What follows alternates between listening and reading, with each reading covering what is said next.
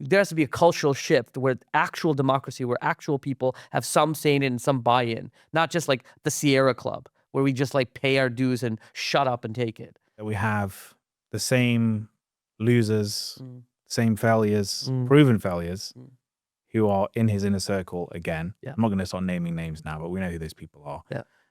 Who were working in Jeremy Corbyn's office, who were sort of outriders for him, and who catastrophically failed. They made all the bad choices, all the bad calls in, from 2015 until 2019. These are the same people now proposing to create this new party. Okay, so on this, I would say, firstly, there's a recent poll that has us defeating the Labour Party. Of course, at 15%, but obviously because of the concentration of Labour voters, they would have maybe even 20, 30% more seats. It's just one poll, but this new party was at 15%, 50%. Obviously, Reform was the dominant party.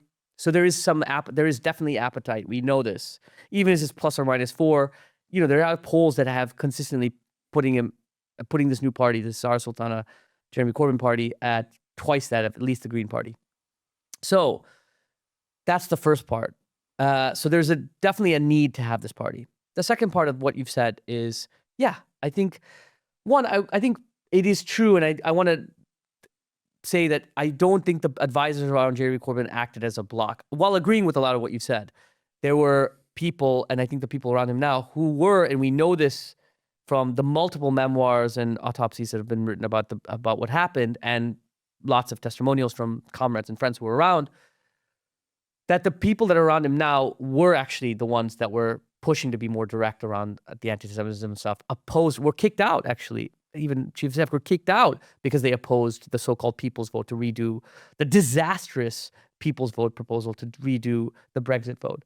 And so to put that out there, I don't think any of these people should be involved in this new party. Let's say, even be generous here and say 60, 70% of the attacks and the destruction were outside the control of the decision-making of, let's just say that, we're part of like media attacks, whatever, material attacks, whatever. Consistently bad decisions made around Corbyn's leadership. Those people should not be leading this. Absolutely. Also, it's so undignified.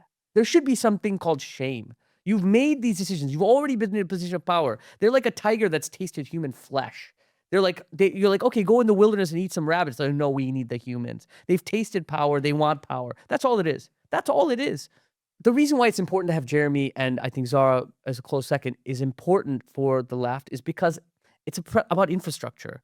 I think that leadership, let's put leadership in inverted commas because nobody's elected them yet. So there needs to be some kind of democracy. This can't be a repeat of labourism where you're superimposing and parachuting people. There has to be a cultural shift where actual democracy, where actual people have some say in it and some buy-in, not just like the Sierra Club where we just like pay our dues and shut up and take it. So that leadership needs to be Jeremy Corbyn and Sara Sultana and others, because that adds legitimacy. And that legitimacy means 10 to 20,000 members almost immediately will join pay dues. That's 3 to 4 offices in 3 to 4 cities with 3 to 4 staff to start building a membership. That is the nuts and bolts of building a party. You start off strong with that.